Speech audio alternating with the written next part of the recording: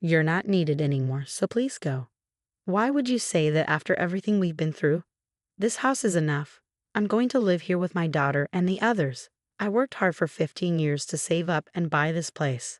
I chose a big condo so we could all live together because she wanted to move in. But then my husband stepped in. Why are you surprised? Your job here is done. Thanks for everything up to now. Are you serious? I looked straight at my husband, trying hard to stay calm despite my mixed feelings. Of course, if you don't want to leave, we can get a divorce. Do it quickly. Hearing this, I made up my mind. My husband is unemployed and doesn't understand what would happen if we divorced now. I realized he was a disappointment and I wanted to leave as soon as possible. Understood. If that's how it is, I'll leave. Leave right now, okay? I'd be so happy not to see your face again. They both gave me the ugliest smiles I had ever seen. There was no need to hold back against a husband and mother-in-law like this. I wanted them to feel the consequences immediately, so I sold the high-rise condo right away. My name is Sandra, and I turned 39 this year. I've been married to Robert for 4 years. We used to work at the same company, but we weren't that close. Then 4 years ago, something changed. Huh? Sandra? Robert, is that you? Long time no see. What are you doing here? Actually, I quit my job today. What? Why? I quit because it was finally time to chase a dream I've always had. You know I've been drawing cartoons for a while, right? I finally made my debut. Seriously? That's amazing. Show me sometime. Back then, I didn't have any special feelings for him, but I was happy he praised me. Later, I found out that after quitting the company, Robert started his own business. The last time we saw each other was in our 20s, and at that time, things were going well for me at work.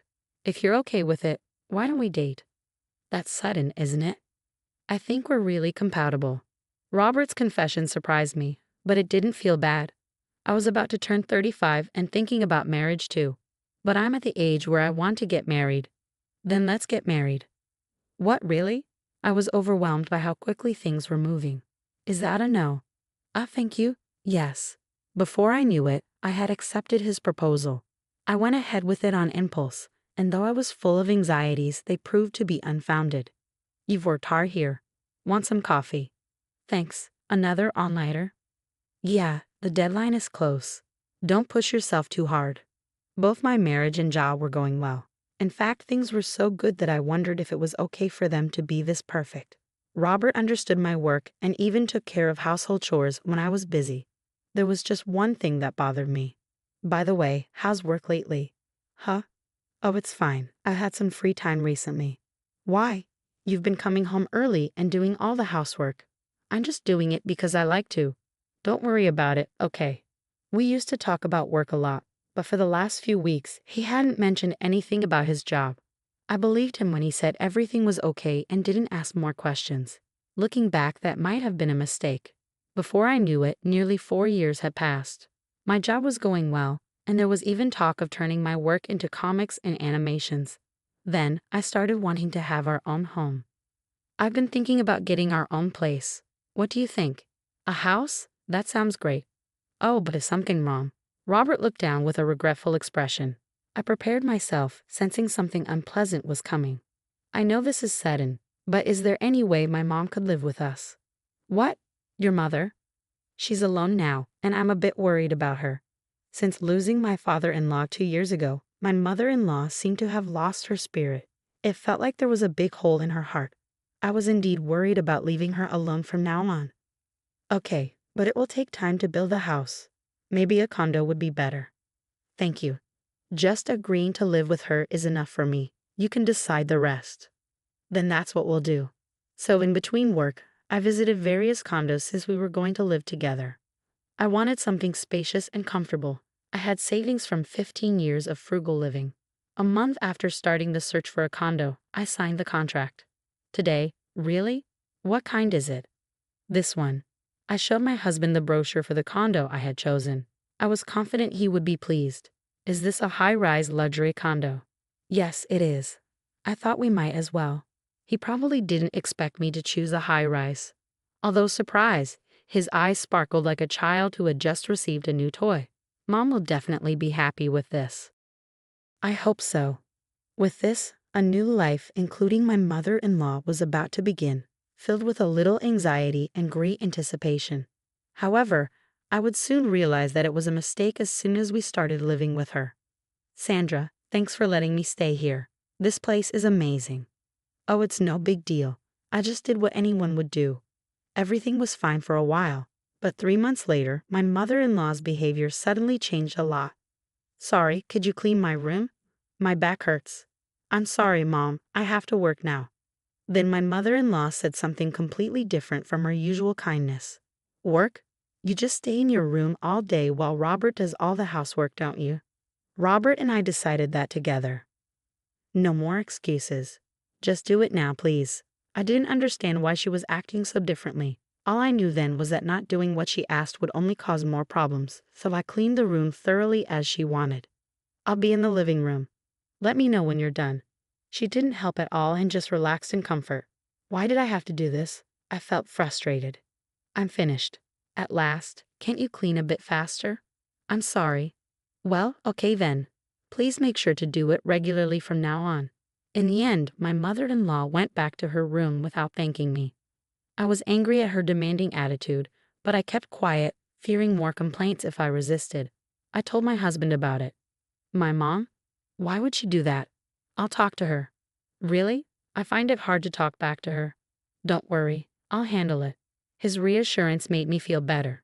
True enough, from the next day onwards, my mother-in-law stopped being so harsh with me. I thought I could now concentrate on work as usual until a week later when I returned home from a meeting.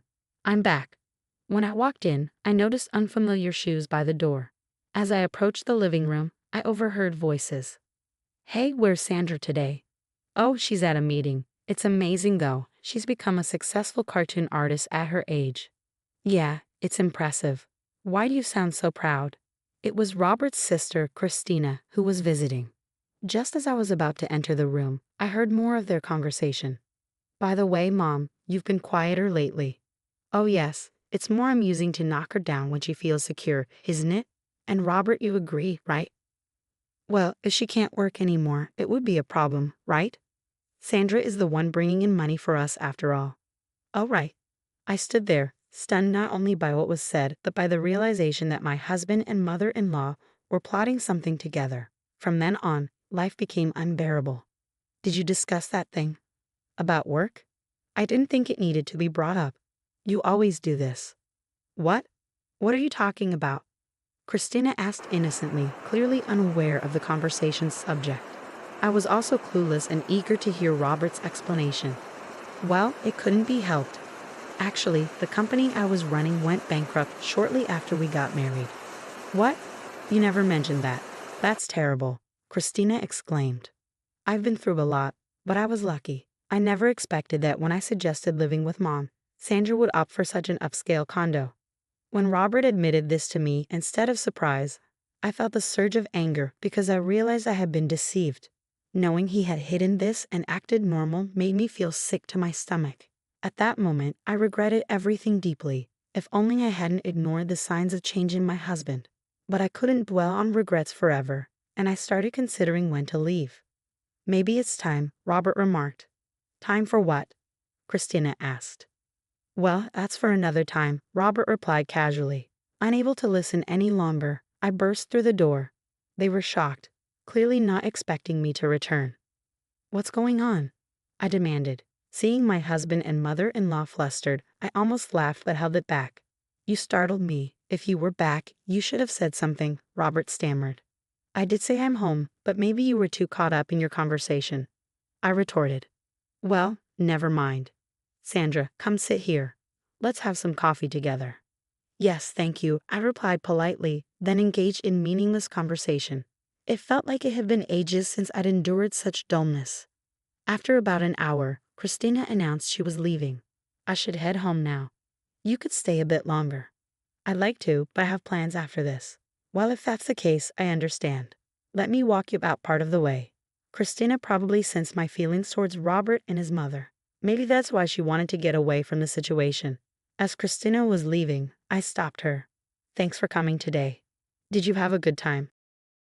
Yes, Christina replied nervously, as if fearing criticism. Seeing her uneasy expression, I decided it was best to give her a heads up.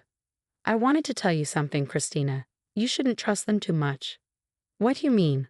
About what we talked about earlier? Christina's expression turned pale as she seemed to grasp that my husband and mother-in-law were the ones I was warning her about.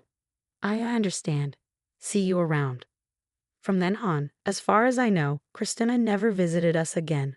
My mind was consumed with thoughts of how to exact revenge on them. One day, as part of my routine, I checked the mailbox and found a letter addressed to Robert. The moment I saw it, I couldn't help but laugh, thinking it might be useful. I'm heading to work. Have a good day. How insincere.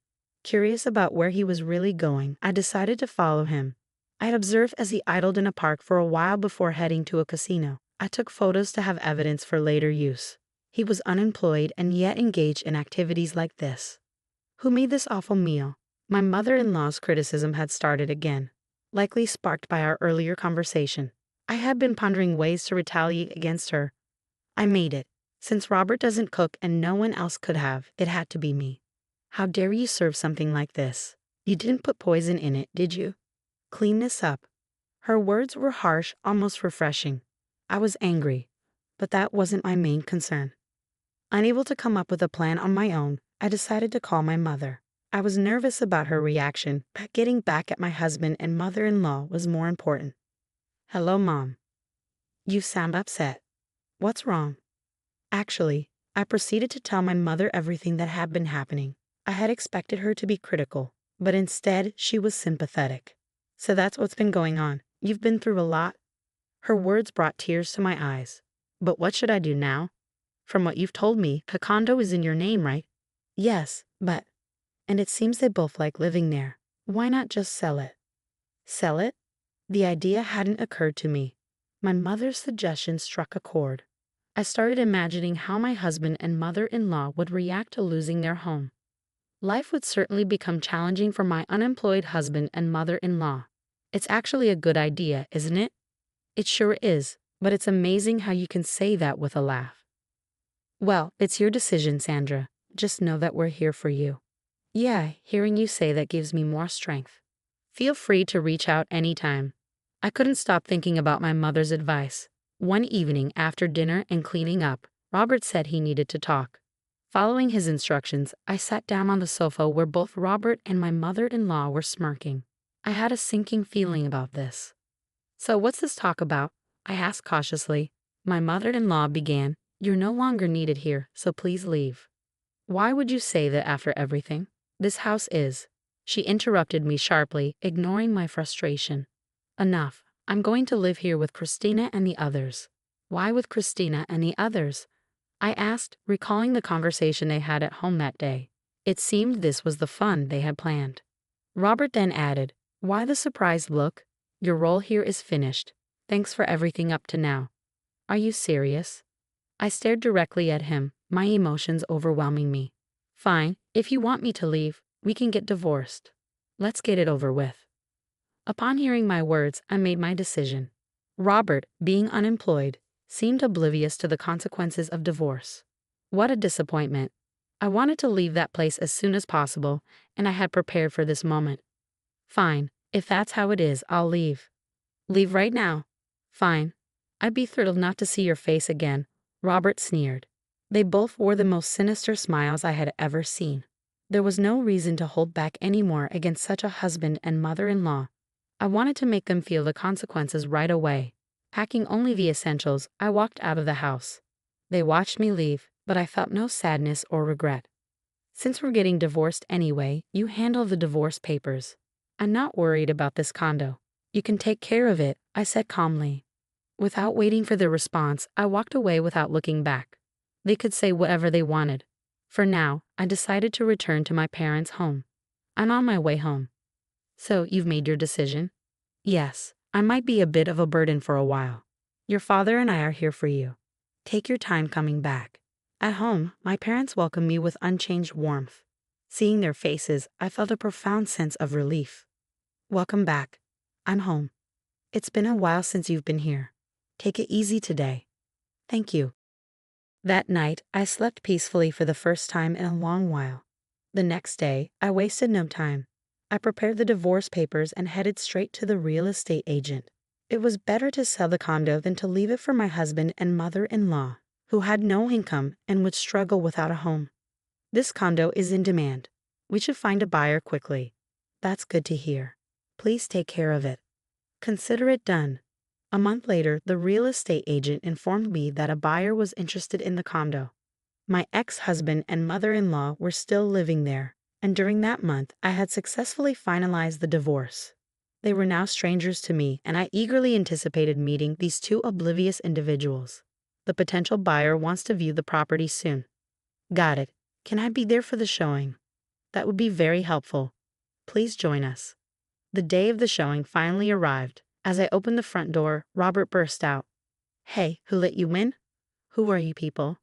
Apparently he hadn't noticed me, so I stepped forward. Long time no see. Huh? Why are you here? Funny you should ask. After all, this condo is in my name. What? It seemed he hadn't understood the situation yet. Don't you get it? It means this place isn't yours to claim. That can't be true, he stammered. Then my mother-in-law appeared, which I thought was perfect timing. I decided to confront both of them right then and there. Hey, what are you doing causing a scene in someone's home? Don't just barge in here. I could call the police on you. That should be my line. You two have no right to live here. Talking nonsense won't help you. This place belongs to us. I sighed at their stubbornness. Could you please leave this house immediately? You're disrupting the viewing. Viewing? Why would there be a viewing? Because I've put this condo up for sale. Like I said, I bought this place, so I own it. Robert seemed too furious to comprehend. Even if what you're saying is true, where are we supposed to live? Why don't you go back to your parents' house? We tore down that old house. Oh, that's unfortunate. Stop joking. Robert tried to grab me. Fortunately, I dodged quickly, and he stumbled and fell dramatically. Everyone except my mother-in-law burst into laughter at his fall. If you don't want me to call the police for trespassing, please leave. You're in the way. I looked down at him as I spoke. When I saw his face, he looked like he was on the verge of tears, finally understanding the situation. He then knelt down and begged, but nothing he could do would change my mind. We were wrong. Please forgive us. Mom, apologize to her too. Why should I? Apologizing won't change anything now. Can you just disappear from my sight? I won't ask again. With that, Robert, dragging his mother by the hand, fled like a defeated animal. Watching them leave like that brought an unexpected sense of relief. The viewing proceeded smoothly and the sale was finalized. I informed them both they needed to remove any remaining belongings from the condo. That was my final act of leniency. Later, I received a call from Christina. What's going on, Christina? It's about my mom and what happened. Curious about their situation, since I hadn't kept track of them, I listened attentively. It seems they're living in a tiny one-room apartment now. See, I warned you not to trust them. I've definitely learned that lesson from this experience. It turned out Christina had taken my advice and refused any further involvement with them, which is why she wasn't present during the viewing. From now on, it's best to keep your distance from them, I advised. Yes, Christina agreed, determined to avoid any more entanglements with those two. However, not long after, Robert reached out to me again. Can you lend me some money? Just a little. That's your own fault for gambling and accumulating debt. I found debt collection letters addressed to you by chance. And I also had someone follow you when you lied about having a job and went out. I'm working seriously now, but I still have debts, and it's hard to make ends meet. That's not my problem. Oh, and could you pass a message to your mother? Tell her she got what she deserved. I hung up immediately, realizing they would likely face more difficult times ahead. Reflecting on these events, I considered turning this experience into a comic for my next project. It could make for an intriguing story.